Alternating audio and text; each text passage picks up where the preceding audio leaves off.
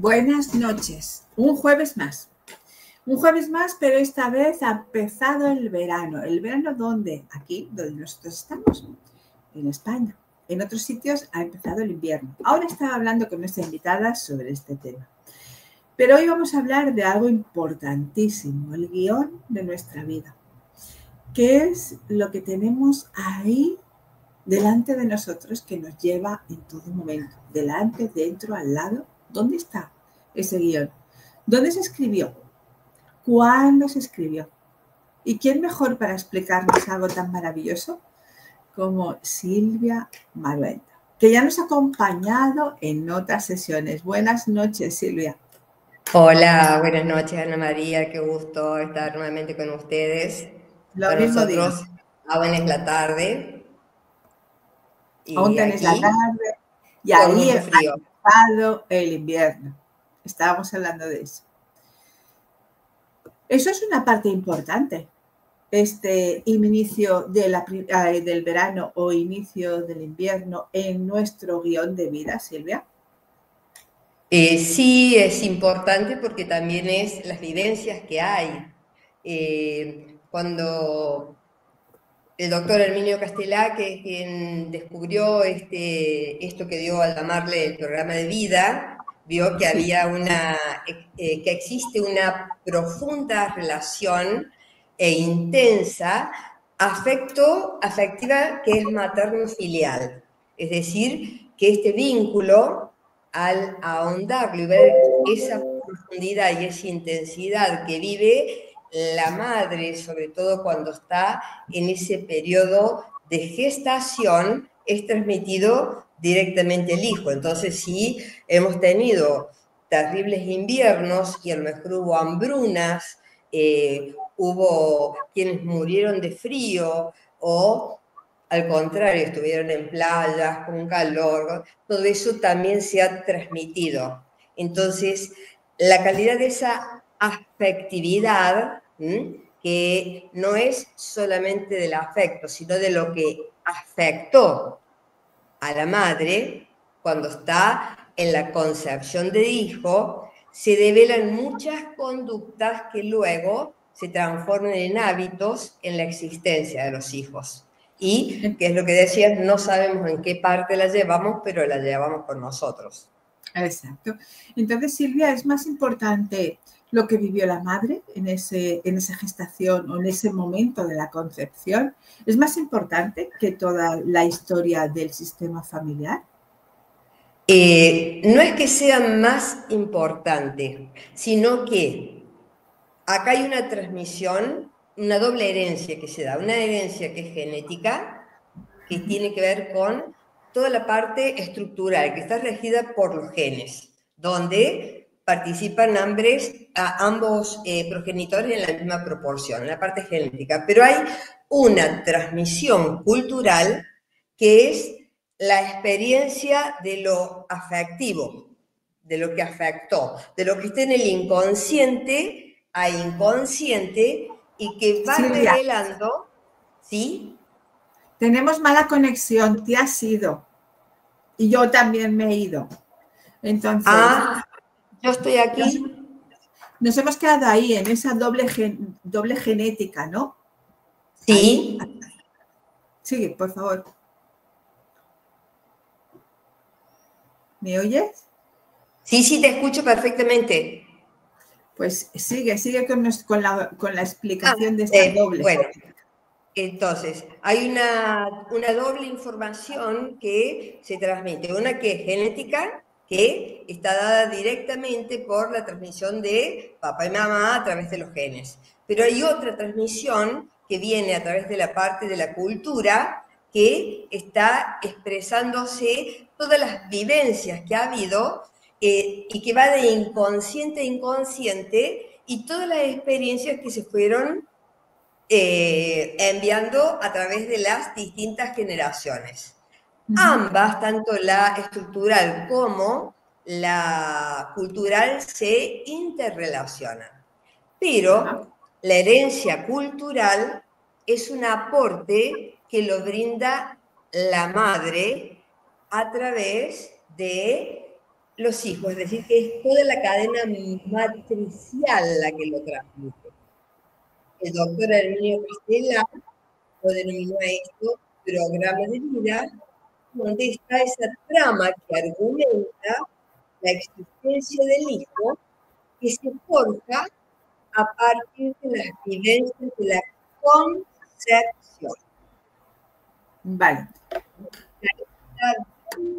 Clarito que son las vivencias de la concepción que vive la madre, más la herencia que trae de las vivencias de las otras mujeres en sus concepciones. Y aunque la madre no sepa que está transmitiendo esto, va llevándole también todos los valores y toda esta cultura de la humanidad. Esto hace que se articulen experiencias vivenciales que vienen de generaciones pasadas, dándole sentido a la existencia de estas generaciones actuales y también a las venideras. Es decir, que de alguna manera esto está tocando, porque es transgeneracional, pero a través de la vivencia que la madre tiene en el proceso de gestación. Esa vivencia es la que daría esa diferencia entre un hermano u otro, porque al final el transgeneracional es el mismo, pero quizás la vivencia de la madre nunca, jamás será igual en un embarazo que en el otro.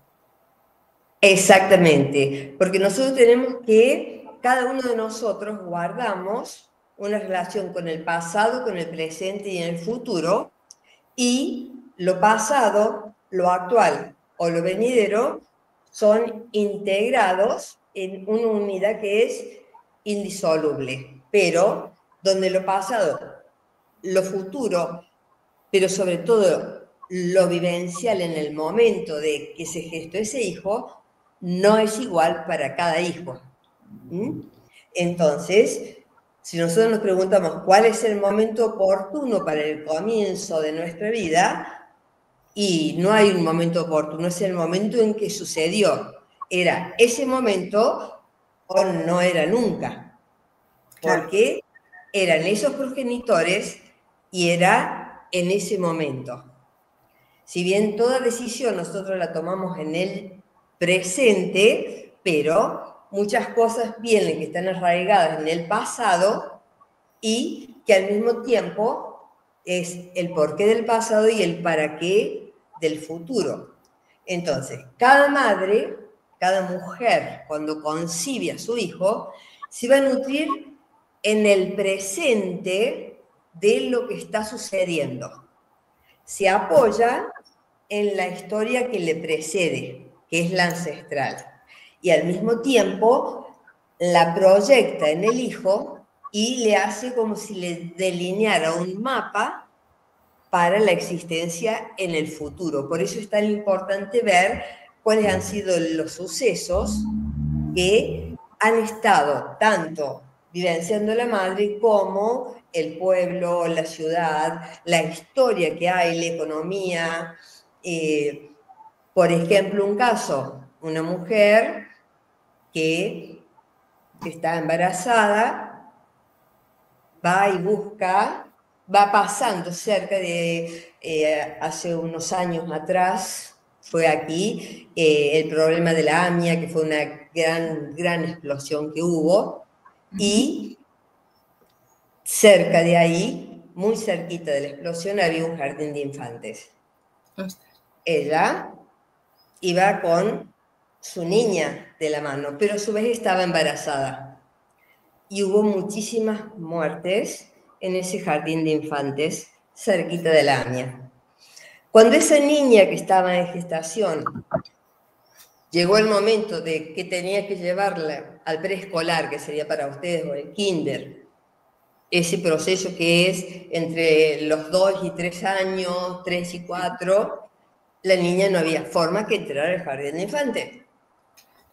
Y era llorar, y era llorar, y era llorar, y nadie entendía qué es lo que pasaba. Pero ¿qué le había transmitido su mamá ese momento, ese día que iba caminando en las cercanías y escucha semejante explosión? Iba con su otra hija, que ella estaba en su vientre, y vuela todo un jardín de niños pequeños donde mueren muchísimos.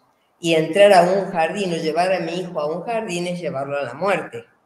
Claro. Entonces, esa niña, ¿cómo iba a querer entrar al jardín por más que su madre la llevara de la mano si lo había vivido y estaba grabado en sus genes? Pero Y claro, entonces, no se tenía en cuenta que eso es lo que había sucedido. Todas esas cosas fue las que fue estudiando el doctor Castelá y que fue descubriendo, porque él era un médico que trabajaba en Buenos Aires, en Argentina, y trabajaba con mucha gente inmigrante, es decir, de distintas culturas y países. Y empezó a ver la forma en que las personas se enfermaban o que tenían estos procesos, por ejemplo, de comportamiento. Y vio que eso no era una cosa al azar, sino que iban viendo cómo era el vínculo que había entre la mamá y el hijo, y notó que había un nexo muy estrecho también entre la enfermedad del hijo y la afectividad de la madre. Volvemos a hablar de esa palabra afectividad, que no tiene que ver con afecto, sino con lo que afectó.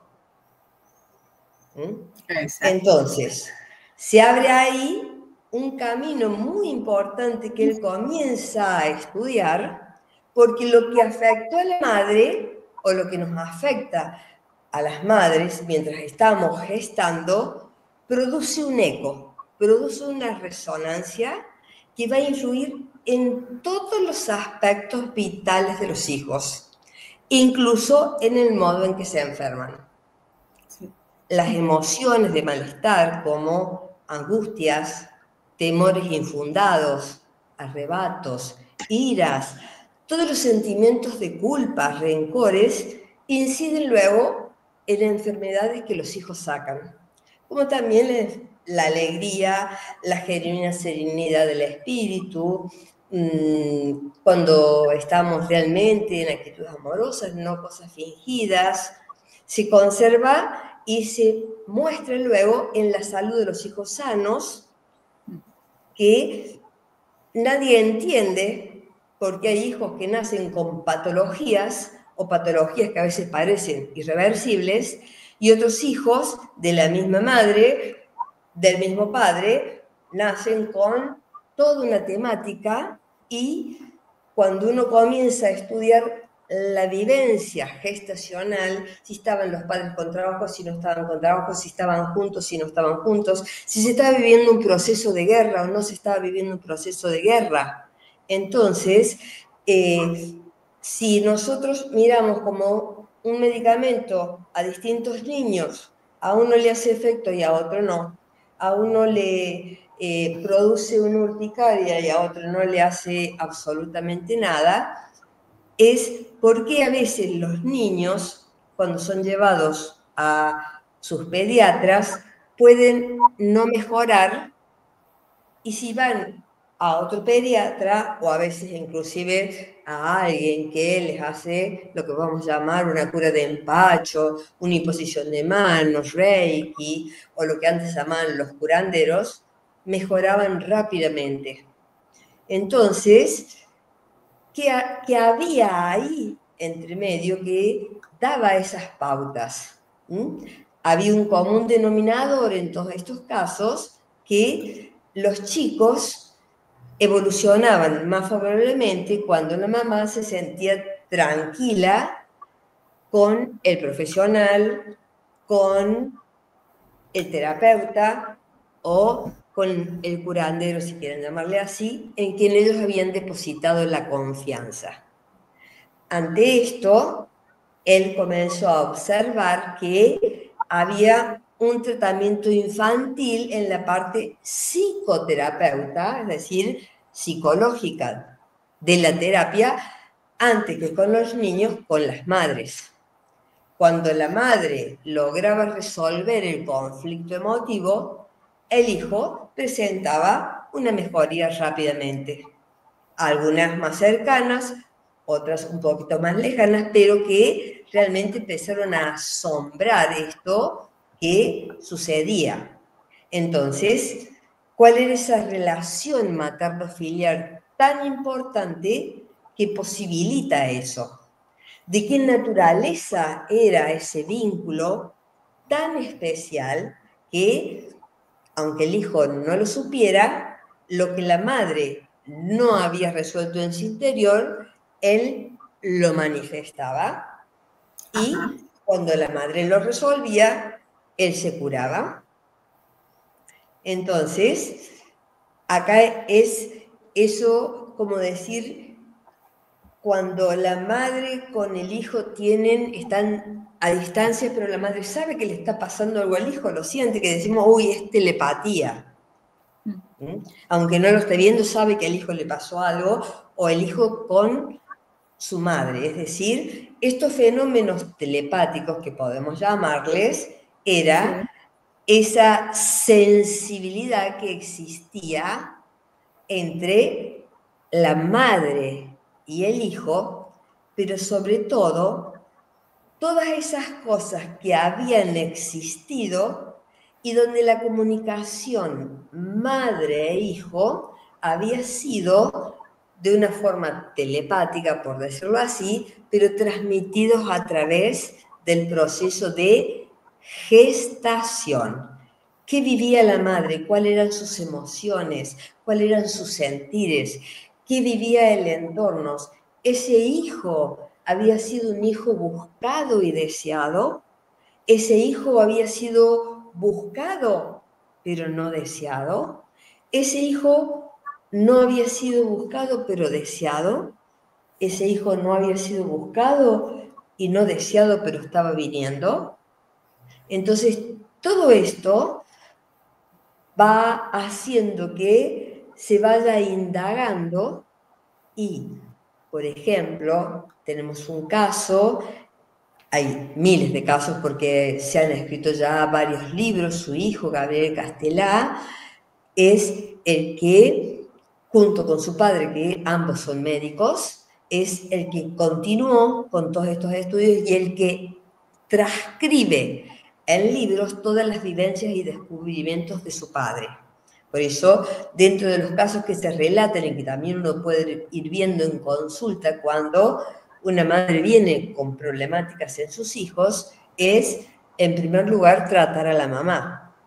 Ajá. ¿Por qué este hijo se enferma y estos no? Si hay una madre que tiene 5 hijos y hay uno que siempre está enfermo, siempre está enfermo, siempre está enfermo, y le preguntamos y nunca pasa nada y a todos los crío igual, bueno, vamos ahí, vamos a la palabra concepción, ¿qué pasó ahí? ¿Cuál fue la telepatía? La palabra telepatía proviene de vocablos griegos en los cuales tele es lejos, a distancia, y patians, experimentar una sensación, es decir, esa sensación en la distancia, es decir, esa palabra telepatía o ese sentir en la distancia lo que otro estaba viviendo.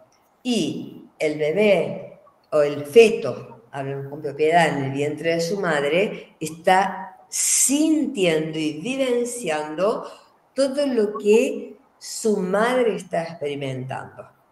Ajá. Y en este caso de esta mamá con 5 hijos y que uno siempre se enfermaba y que empieza a indagar, ella llega un momento en que le dice que con ese hijo había pasado algo especial porque había tenido los 2 primeros y siendo el segundo aún muy chiquitito, ella se queda embarazada nuevamente.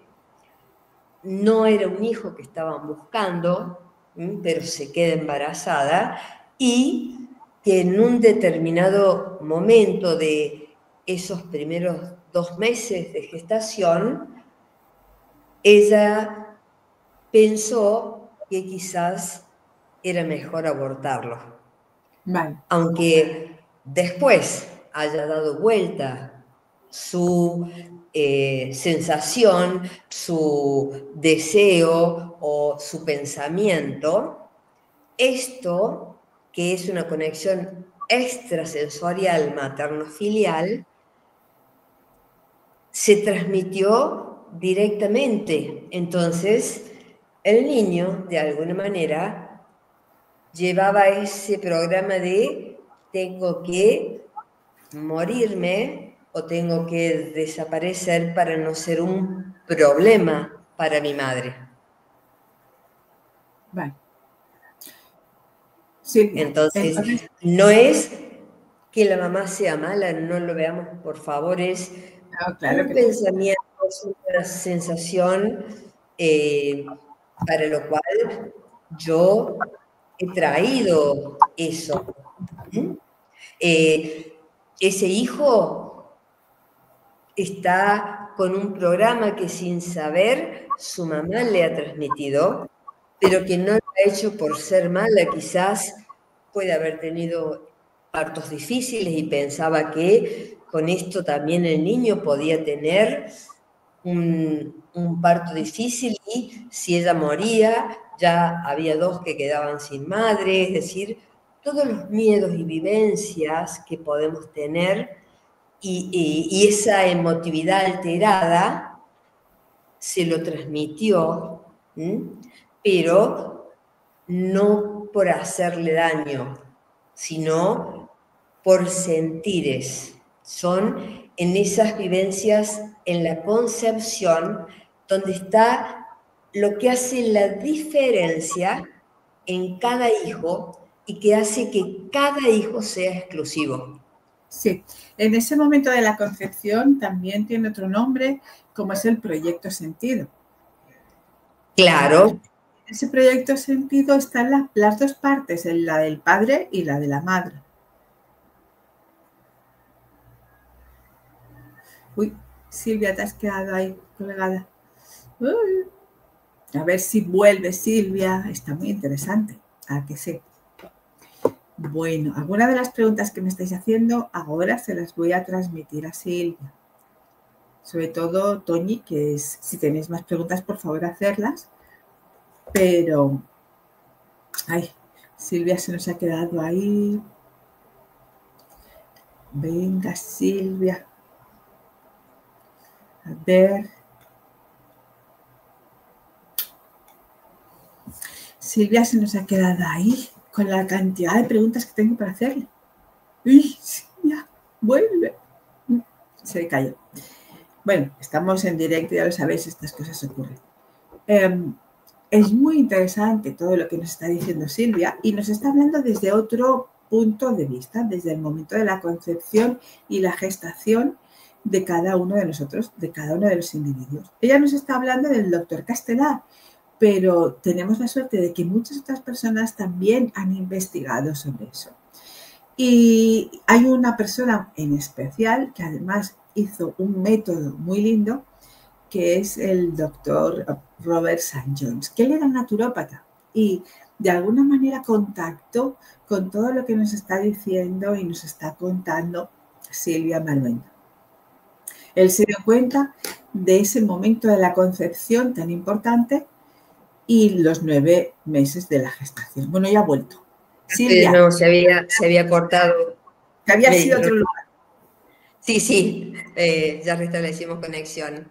Estábamos en el proyecto sentido padre, proyecto sentido madre.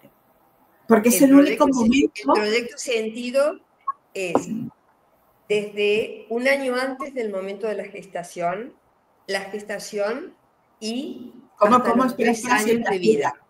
Silvia, espera. Sí, escucho. A ver. El proyecto sentido un año antes del momento de la concepción. Ser gestado. Del momento de la concepción. Claro, de la concepción. La espera. de los 9 meses. Vuelvo a preguntártelo. Un año antes del momento de la concepción, con lo cual, si tu papá y tu ahí mamá... comienza a transmitirse el programa, el proyecto, ¿para qué estoy trayendo este hijo al mundo?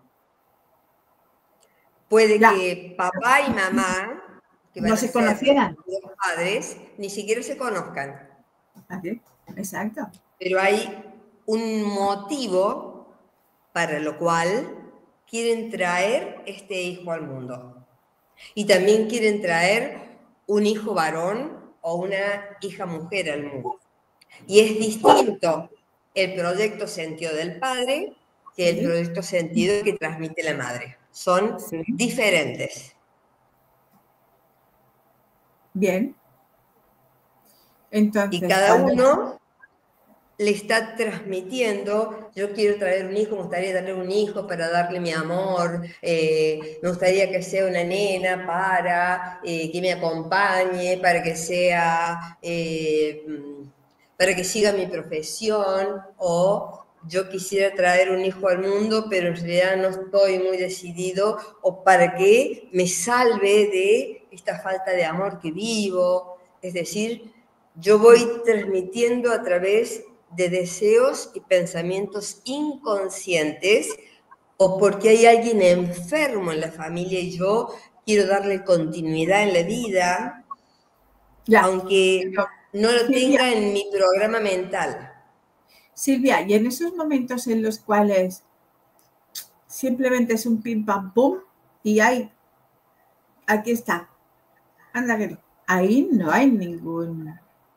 No, porque puede que ni siquiera se conozcan papá y mamá, ese hombre, Pero esa ahí no hay ninguna mujer. proyección, claro. Pero sí es eso de para qué quiero traer ese hijo al mundo. Por eso es un año antes de estar gestado, ese hombre y esa mujer ya están inconscientemente conectándose, como si dijéramos, con esa alma que está por venir, haciendo ese llamado para que ellos sean Uy, elegidos como el padre y la madre, aunque ellos aún no se conozcan como hombre y mujer. Silvia, eso para mí es como muy innovador, ¿no? Porque un año antes ya Un año está, antes. cuando ya es una familia estable, pues bueno, sí puede ser, pero el pensar en esas dos personas que no se conocen de nada y de golpe y porrazo se encuentran en una discoteca, en un bar, en donde sea, y se unen en ese único momento en toda su existencia y nace esa criatura. Un año Y antes. nace, y nace esa criatura. Por eso, el proyecto Sentido, nosotros tenemos todo lo que los padres proyectan. Es como si pusieran un Sí, proyector y proyectan sobre ese hijo, a veces en forma consciente, a veces la mayor parte inconsciente, desde antes de la concepción, y son los deseos inconscientes, las expectativas, los proyectos no resueltos, las cargas emocionales y también todos los programas familiares y los programas sin resolver de la familia. ajá. Va todo eso en el paquete del proyecto Sentido. Uh-huh. Los padres no saben que están elaborando eso. Oh, si yo tuviera una hija mujer, me gustaría que fuera bailarina, que esto que yo no pude hacer, que lo hiciera, estoy proyectando. Y Pero también tengo deseos inconscientes como me gustaría darle un nieto a mi madre antes de que se muera, que conociera por lo menos que he sido capaz de traerle un nieto. Entonces de repente me embarazo y al poco tiempo se declara una enfermedad en esa que va a ser la abuela que nadie sabía. Pero el alma sí lo sabe. también hay, Entonces, sí, ¿te escucho? que también hay muchas otras personas que están ahí haciendo esa proyección y no acaban de tener ningún bebé. Entonces, en el momento que llega el bebé, puede ser que todas esas proyecciones de a lo mejor abortos que han habido anteriormente, todas se acumulen en ese ser. Dentro de lo que son las pérdidas o abortos que se han hecho provocados o no, porque puede que sean abortos espontáneos, Los abortos espontáneos son como devoluciones que se hacen al árbol. Devuelvo este hijo al árbol porque allá hubo quienes mataron y es como todavía no es el tiempo que puedes descender, no es apropiado el momento, pero es inconsciente, no lo estoy haciendo. Otras veces la mamá dice, no puedo llevar a este niño en los brazos y decide hacer un aborto. Pero todo ese proyecto, que es Proyecto Sentido, que es distinto a lo que es Programa de Vida, el Programa de Vida está incluido dentro del Proyecto Sentido, lo que sucede es que yo les explico siempre, te lo voy a dar con un ejemplo. Cuando viajamos nosotros, y sobre todo cuando viajamos en avión, llevamos las maletas, llevamos el ticket o el pasaje, nos visan el ticket, el pasaje, despachamos las maletas, luego entramos en una sala donde se nos corta el pasaje y ya en la próxima sala pasamos por una escalera y se nos lleva a que abordemos el avión que nos va a llevar a nuestro destino. Antes de que nosotros subamos al avión, las maletas ya fueron cargadas. Sí. Si nosotros no abordamos el avión se va a ir con nuestras maletas. Entonces, estos niños que hacen todo el tránsito mandan su proyecto de vida, mandan su propósito de alma para esa vida. ¿Qué es lo que sucede? Hicieron todo el trayecto, despacharon sus maletas, les cortaron y se quedan como si fuera en la puerta porque el avión no está. El avión se fue. Entonces se quedan esperando el próximo avión familiar, donde viene quizás ese hermano. Hola, hola. Hola, hola. Hola. Nos hemos quedado otra vez en el aire. Sí. Exacto. Entonces, esto se queda. Este ser se queda ahí en la salida de la escalera y dice, el avión no está. Entonces se queda ahí. ¿Por qué? Porque el avión no estaba, el avión se fue. Entonces se queda esperando el próximo avión familiar. No es cualquier avión. Donde quizás viene el hermano que sí tiene permiso a nacer. Y que dice, acá estoy, este es mi avión. Entonces, cuando este llega a destino, se encuentra que tiene más maletas de las que había cargado, porque están la de su o sus hermanos no nacidos, más la de él. Entonces, tiene que inconscientemente cumplir con esos proyectos para esos hijos que no tenían permiso a nacer. Y puede llevar ese hijo una memoria de inexistencia. Y Yo Silvia, no me hago visible ante el mundo porque no tengo permiso a mostrarme. Vale, Silvia, ¿y quién da o no da el permiso al nacer? Quien tiene la última palabra, salvo que sea una niña menor y que le lleven a la fuerza, pero es la madre, la mujer que está embarazada, la que da el sí o el no a estar. Que no significa que el padre no haya sentido, pero el padre puede decir, yo quiero que lo abortes, y la mujer, la madre, decir, yo lo voy a tener al precio que cueste. Entonces, esa última palabra siempre está, vuelvo a repetir, salvo que haya sido llevado engañado por los de los pelos como llevaban antes y le hacían hacer un aborto, donde ahí se era responsable los que lo llevaron, y hablamos de menores de edad. Pero quien responde aquí es la mujer, porque es la que tiene la decisión final. La que dice, sí lo hago, o estando en la puerta dice, no, no lo voy a hacer. Incluso en los abortos espontáneos. En los abortos espontáneos muchas veces hay mucho miedo a la gestación, o es el miedo a no ser una buena madre.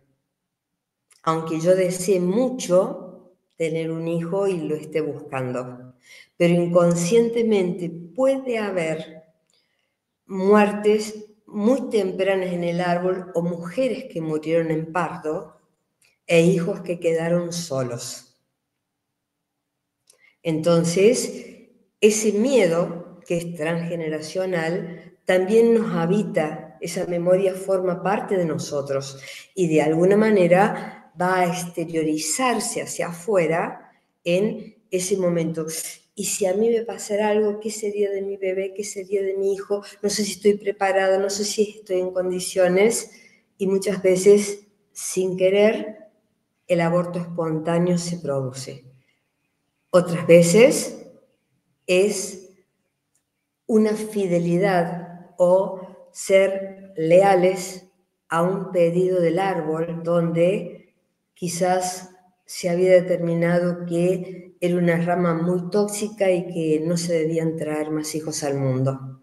Entonces, eso es lo que llamamos devolverle al árbol ese hijo que vino, devolverle al transgeneracional ese hijo que estaba viniendo antes de. ¿Por qué? Porque para traer hijos al mundo para que sufran o para que estén mal, mejor los dejamos en el lugar donde estaban. No son memorias conscientes, son totalmente inconscientes. Y siempre que se transmite algo, se cree que se lo hace para el bienestar del hijo, no para el malestar del hijo. Porque ahí también tenemos que ver que hay movimientos grandes de amor. ¿Cómo voy a traer un hijo al mundo de ese hombre que es un desastre? ¿Qué voy a hacer? Y después lo perdí, porque consideraba que ese no era un padre para darle a mi hijo. Aunque quizás como padre pudiera haber sido buen padre, pero yo, guiándome por lo que veía o por las vivencias, era decir, mejor no tomamos esto en cuenta, mejor nos corremos de aquí. Eso hablando desde la madre, pero muchas veces es todo el programa o el sistema familiar el que decide por mamá. Muchas veces el sistema familiar, eso es, ¿para qué traer hijos al mundo? O mejor ya se termina acá el apellido. El sistema familiar está transmitiendo permanentemente, pero sobre todo cuando ha habido guerras, cuando ha habido grandes hambrunas, cuando ha habido necesidades y han visto morir a muchos niños. Entonces, es como tratar de evitar esas muertes tempranas o esos sufrimientos de traer descendencia para sufrir. Por eso es que actualmente, antes, a los 15 años ya estaban las chicas embarazadas o con 2 o 3 niños, y ahora cada vez se estira más la edad y llegando prácticamente casi a que la mujer esté rondando su baja ovulatoria, que dicen, bueno, ahora que ya soy profesional, que ya me realicé, que ya hice esto, ahora voy a concebir un hijo. Antes no se pensaba tanto, se traían los hijos al mundo, sí, pero también yo dejé de estudiar porque me quedé embarazada, nunca me recibí, y todo eso también se transmite. Y el hijo muchas veces, sin saberlo, lo vive luego como una culpa de yo frustré a mis padres. ¿Qué derecho tendría ahora a recibirme, a tener un título, una carrera, a ser brillante si por mi culpa yo hice que mis padres no estudiaran? Aunque en realidad dos personas que tienen sexo se supone que saben que sin cuidarse pueden traer un hijo al mundo. Entonces muchas veces el hijo se arroga una culpabilidad que no le pertenece y que le pertenece a sus padres, que son adultos, o por lo menos se supone que son adultos. Exacto. Y ante todo, toda esta problemática en este programa de vida, ¿cómo la abordamos? Para poder ayudar, no ayudar, para poder mejorar en un momento dado la existencia de cada humano.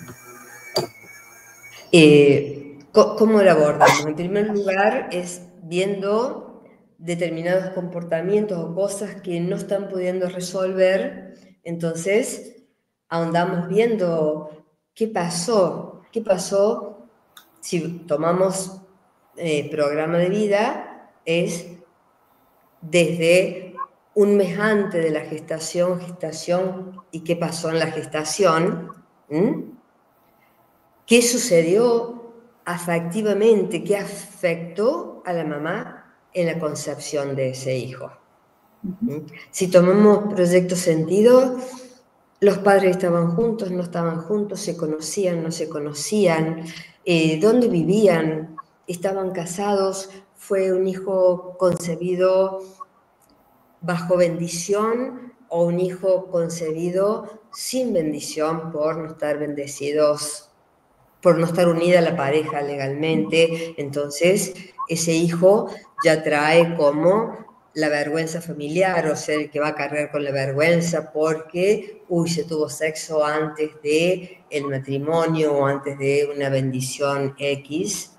Entonces, todas esas vivencias, las tragedias vividas, las crisis económicas, nosotros en Argentina estamos tan acostumbrados a las crisis económicas que los niños hay que preguntarles en qué época nacieron y sabes cómo va a ser su economía, porque es como que están marcando fuertemente los procesos de concepción. Me quedé sin trabajo, se enteraron que estaba embarazada y me despidieron, transité el duelo porque murió mi padre o un hermano, o se murió mi esposo o mi pareja, o me dejó o me abandonó. Puedo haber buscado un hijo para una solución de salirme de casa, aunque yo no deseaba tener hijos, pero por eso es la diferencia entre un hijo buscado y deseado a un hijo buscado para que me solucione algo, por ejemplo, que mi pareja no me deje, aunque después se vaya lo mismo, pero lo estoy buscando con un propósito o una intención, aunque yo no desee tener otro hijo. Y ahí están lo que hace también a las diferencias de los comportamientos o las enfermedades. Vos imagínate un hijo que no es deseado ni buscado y de repente se anuncia. Y su mamá hace de todo para poder abortarlo, pero no consigue el dinero y termina no haciendo el aborto. ¿Cómo sería para ese hijo vivir y tener dinero? ¿Qué lo salvó a él? ¿Qué le salvó la vida? Que no había dinero. Entonces, muchas veces preguntamos por qué una persona se encarga de perder lo que tiene. Porque es lo que lo mantiene vivo, inconscientemente. Y entonces Así, aquí, sí, lo que Silvia, para trabajar esto, trabajas con el método de las constelaciones.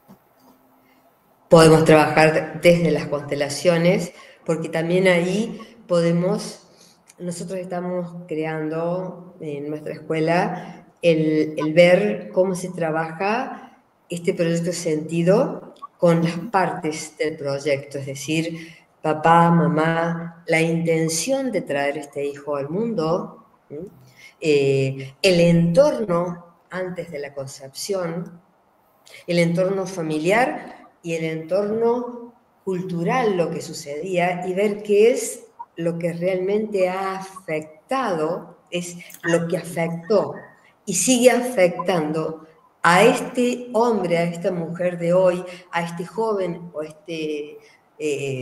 esta joven de hoy que tiene determinados trastornos, determinadas enfermedades o síntomas y que no tienen una respuesta. Entonces, desde las constelaciones, el trabajar el proyecto sentido, porque también lo podemos trabajar desde las neurociencias, tratando de cambiar el proyecto que mandó papá, cambiar el proyecto que mandó mamá, pero... Con programación neurolingüística, por ejemplo. Exactamente, Hipnosis. pero también con la hipnosis ericksoniana, pero no siempre da el mismo efecto o no siempre sabemos realmente cuál era el proyecto. Entonces, las constelaciones pueden mostrar en el campo esto que era lo que realmente sucedía y trabajando con partes, es decir, representantes de las distintas partes del proceso. Y muchas veces ni siquiera se los nombra, no se les dice vos sos esto, a lo mejor le pones un papel que tenga lo que representa pero dado vuelta, entonces es tan genuino porque como no saben quién son, se pueden dejar tomar realmente por el movimiento que está habitando y ver que a lo mejor había una inhabilitación de la familia materna que no quería saber nada con ese hombre para esa hija, y menos que viniera un hijo de esa descendencia, o que el entorno familiar estaba lleno de maldiciones, Claro. que ese hijo fue maldecido antes de venir y que no se lo miraba con entrega, sino que se lo estaba limitando muchísimo a ese entender del... Silvia, ¿te has dado cuenta que cuando has hablado de las maldiciones por ahí ha salido un ruido muy raro? Y eso suele ocurrir porque las maldiciones muchas veces se anuncian y traen eso, y las maldiciones muchas veces podemos traer hasta 7 generaciones atrás. Pero que es curioso que haya salido justo ese ruido. Por eso te digo que cuando se habla de maldiciones, por lo general siempre sucede algo, o se corta la transmisión, o porque es un tic que está ahí, está en los pendientes familiares y que a más de una familia los afecta sin que sepan. Y si vamos de esto de la afectación, pues imagínate a una madre que estando embarazada alguien le diga ojalá que tu hijo tal cosa, o ojalá que, y que eso quede en esa memoria, que eso quede en esa historia familiar, pero que también ese hijo sintió. Y resintió, porque lo sintió la madre y lo resintió, lo volvió a sentir el hijo y lo toma como algo taxativo que luego tiene que cumplirlo. Exacto. Por eso es, wow, qué significativo cómo puede afectarnos, desde qué lugar pueden llegar a tocarnos y traernos todas estas consecuencias. Es una secuencia la vida, y si nos vemos con esta secuencia pasó tal cosa. Exacto. Con todo lo que nos has dicho también es súper importante que la madre se trabaje cuando tiene un hijo que tiene alguna problemática. Totalmente, porque ella es la que puede darles respuestas de lo que vivió. Y así sea que estuvo ese deseo de abortar, ese reconocimiento que no es para que el hijo la odie, sino para que pueda ver que la valentía que tuvo de haber llevado adelante el embarazo, aún con ciertos riesgos, con ciertas condiciones, con todo lo que se dio que parecía de alguna manera equivocado, pero ese hijo nació y esa madre amó a ese hijo y lo sacó adelante como fuera. Es ese otro punto de mirada, ¿no? Porque cuando trabajamos con las constelaciones vamos a mirar a nuestra madre, pero aquí pedimos a la madre que mire a su hijo y vuelva a revivir. Exactamente, y que la madre pueda poder hablar con ese hijo y que lo que le dio ese programa de vida, que era, tenés que ir por acá, por acá, por acá, para hacer esto, aquello, como no tengas dinero porque el dinero te salvó la vida, porque si yo hubiera tenido el dinero no estarías aquí, no es una sentencia, es como decir, mira, en ese momento pasó esto, entonces para tu inconsciente es lo mejor no tener dinero porque eso te permitió vivir. Al final pensamos que no hay un destino, que estamos libres, y sobre todo cuando eres joven, ¿no? Cuando tienes 10, 11, 12, 13, 14, hasta... Y pensamos que no hay algo que nos guía y es totalmente... Y están todas estas fidelidades, todas estas lealtades familiares, y también es ese contrato álmico que ha hecho la madre con el hijo. Muchas veces ese contrato álmico que hace la madre con el hijo lo hace antes de que el hijo nazca, y también pactan hasta qué tiempo van a estar juntos. Entonces, muchas veces el hijo parte, podemos decir, prematuramente, y la madre se queda muy mal. Porque como esta alteración, lo que pasa es que el hijo recordó y cumplió lo que habían pactado. La mamá nos recordó el pacto. Ajá. Aquí tenemos otro programa en un momento dado, porque, claro, Sí, hablamos desde que entramos a habitar en este cuerpo físico, en esta tierra, pero el alma es otra historia. el alma está registrando todas otras historias y antes de encarnar, así como esa mamá y ese papá sin saberlo, están haciéndose disponibles para que la vida los tome a su servicio. Exacto. Porque ellos dicen sí a la vida, pero ¿quién los toma a su servicio? La vida. Porque la vida está diciendo, esta alma va a encarnar y necesito de este hombre y de esta mujer. Y ellos dicen sí. Y hay hijo, aunque el padre después se haya desaparecido y haya sido la única vez que estuvieron, pero ¿Y se Silvia? cumplió el objetivo que tenía la vida. ¿Y los in vitro? Ese es un tema bastante a trabajar porque el problema no es el hijo que se gesta in vitro entre un hombre y una mujer que saben quiénes son. Pero cuando no sabes quién es. El problema es que en este momento estamos con toda una temática de vientres subrogados. El óvulo de tal o un óvulo de una mujer rubia de ojos celestes, un segmento de estas características en un vientre subrogado con estas condiciones y características y que nazca en tal país. Y son hijos biológicos de padres anónimos. Exacto. Porque, ¿quiénes son mis padres? Los Claro, padres a los que llega son padres de adopción, claro. pero hay un faltante biológico de padres. Aunque solo sea que falte un padre, ahí está lo mismo.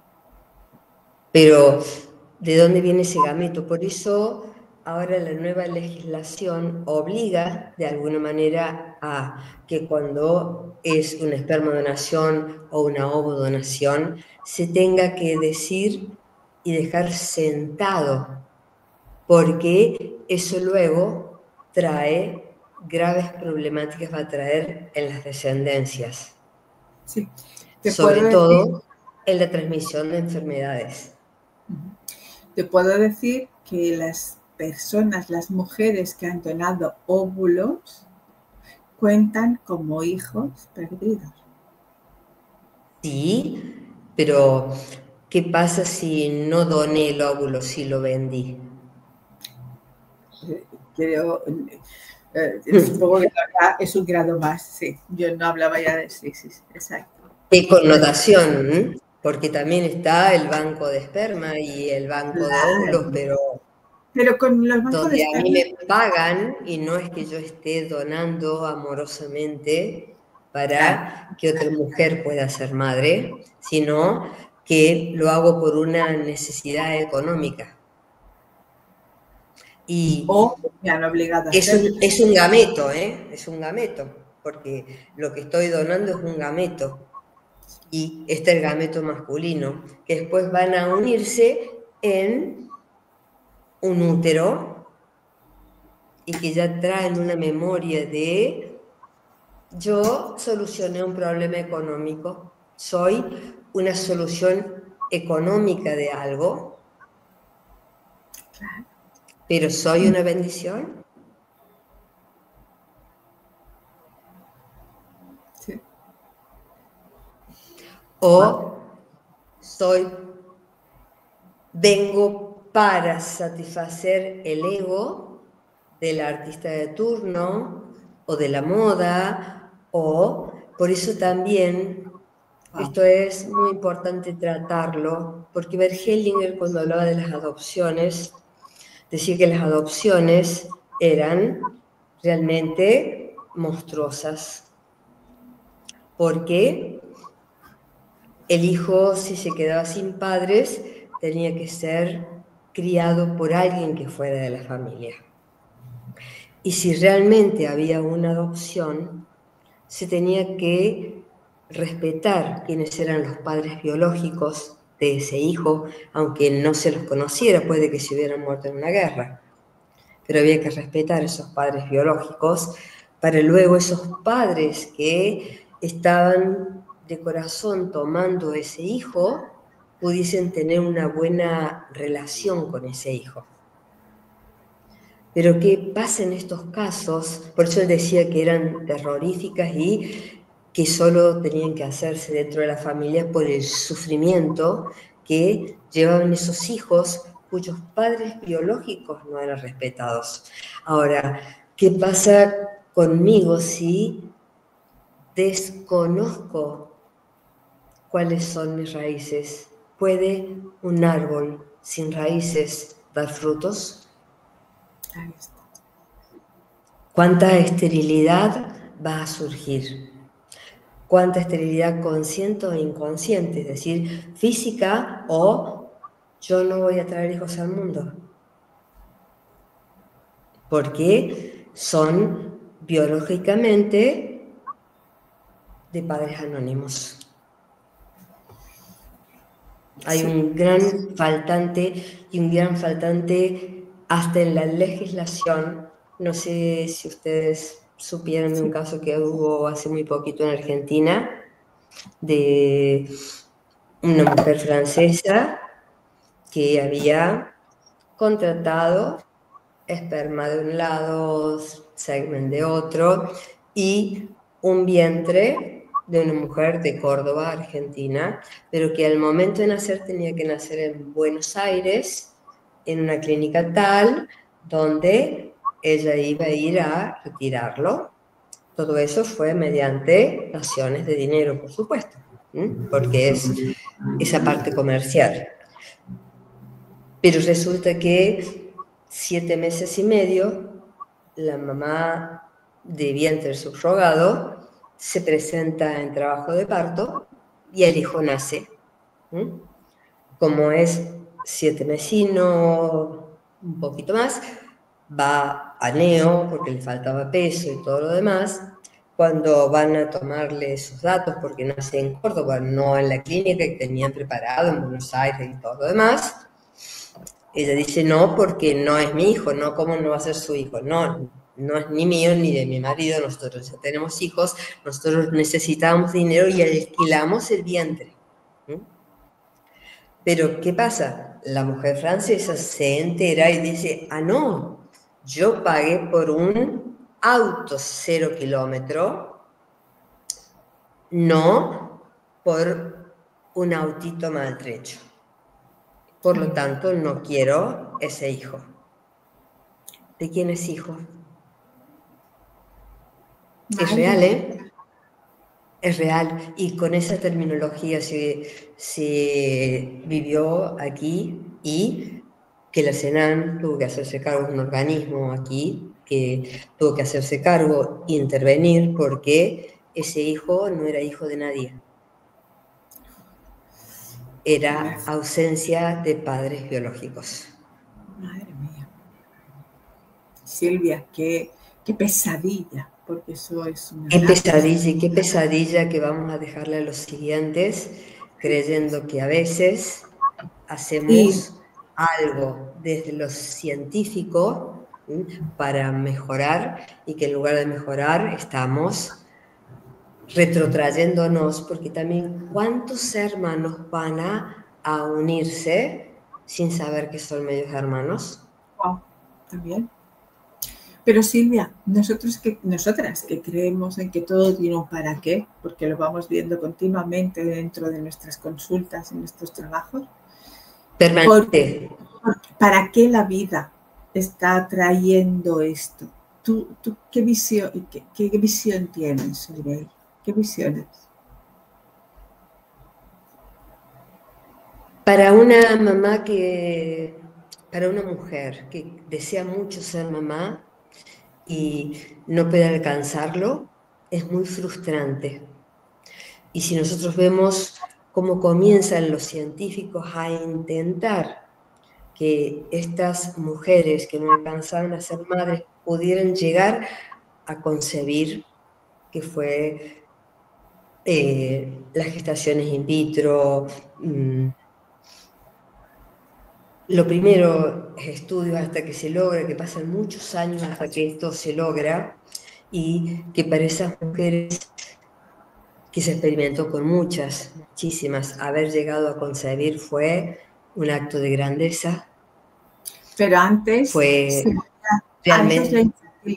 Silvia, pero antes la infertilidad fue creada con todos los pesticidas. Sí, fue creada con todos los pesticidas y también fue creada por alguna cuestión de fidelidad o lealtad a los árboles, en las cuales mejor no traigo hijos al mundo, porque o las madres mueren o los hijos mueren y quedamos y sufrimos. Entonces hay ahí mandatos, hay historias que nos abarcan. Entonces, muchas veces también un tema de infertilidad puede resolverse a través de una constelación y donde podamos honrar ese pasado doloroso y ver que ellos son dignos de cargarlo y que a pesar de que muchos hayan muerto tempranamente, mujeres embarazadas o queriendo abortar, la vida no se ha detenido y hemos llegado hasta hoy, pero de una forma natural. Ahora, ¿qué pasa cuando vamos antinatura? Ay. ¿Qué pasa? Es como el antibiótico, es antivida. Antinatura es lo mismo que antivida. Entonces, hay métodos que se están utilizando que han ido mucho más allá de lo que era resolver una problemática, porque también yo tengo que asumir que si yo tengo una elección sexual de homosexualidad, detrás hay una memoria en la cual sé que no voy a traer hijos al mundo. Y eso también lo tengo que asumir. Ah, bueno, pero yo ahora quiero ser mamá. Claro. O papá. Ah, no, yo ahora quiero ser papá. Pero no, esperemos, porque esa criatura cuando abre los ojos está buscando eso de donde proviene hombre y mujer. Y de repente se encuentra con dos hombres o con dos mujeres y también hay un colapso emocional en ese ser, porque es antinatura. Entonces, no estoy respetando que sí, mi elección sexual es esta, pero al tener esta elección sexual, estas son las consecuencias. Pero Silvia, estamos hablando ya de esto, pero por suerte o por desgracia también se habla de otra genética, que ya no es ni claro. que ya no es ni de este planeta. Exactamente. Y que es antinatura. Y que también es una demostración de poder del hombre en querer demostrar o traer en manifestación algo que no saben lo que pueden llegar a crear. Es como la historia de Drácula o de los monstruos que creaban en la antigüedad, que era la ficción, pero que ese monstruo después terminaba matando al creador. Aquello parecía ficción, pero hoy lo tenemos en la vida misma. Traigo tantos Hitler, traigo tantos, pero ¿qué es lo que estoy trayendo? Nos estamos olvidando de algo fundamental, que es el alma. Ajá. ¿Y cómo crees que va a compensar la vida todo esto? Vaya preguntita te he hecho, ¿verdad? Sí. Pero acá, ¿qué se detuvo? Se detuvo el amor. Sí. La vida va a seguir. Eso, tomar un curso y en algún momento se dará la antivida, porque eso terminará decayendo. Pero junto con la vida viene lo que viene de la otra vida, que es el alma. Y podemos crear muchas cosas artificiales, pero no podemos crear un alma y mucho menos un espíritu artificial. Ay. Entonces, creo que ahí se va a entrar a jugar el equilibrio. Porque, ¿qué va a suceder con el sentir?